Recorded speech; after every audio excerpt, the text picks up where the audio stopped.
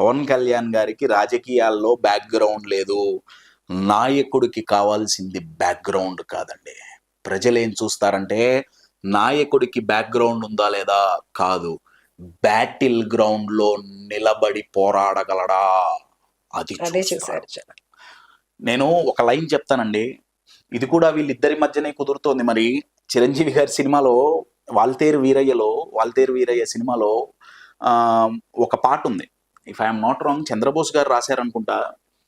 దాంట్లో ఇప్పుడు ఈ గత 2 రోజులుగా మోదీ గారైనా సరే ఎవరైనా సరే పవన్ కళ్యాణ్ గారిని ఒక తుఫానుగా వర్ణిస్తున్నారు.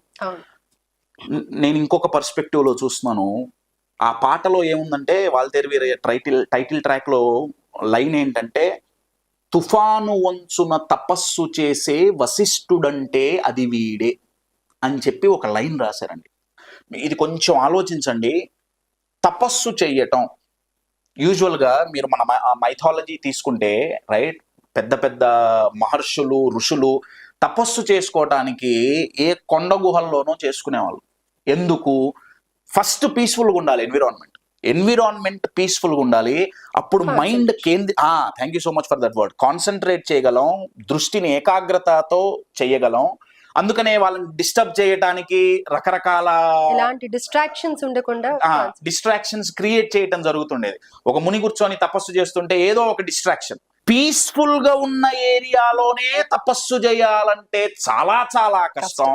అటువంటిది తుఫాను అంచున తపస్సు చేశాడు ఈయన. నాకు అందుకని ఆ లైన్ బాగా నచ్చిందండి.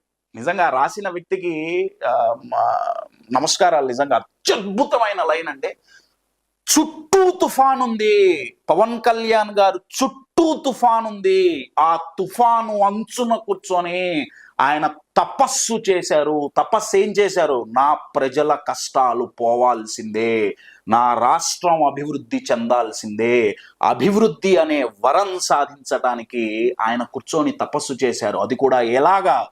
తుఫాను అంచున. ఎంత ఏకాగ్రత కావాలి, ఎంత కన్సిస్టెన్సీ కావాలి, ఎంత ఫోకస్ ఉండాలి. లీడర్కు ఉండాల్సిన లక్షణాల్లో అవి చాలా ప్రప్రదం అండి.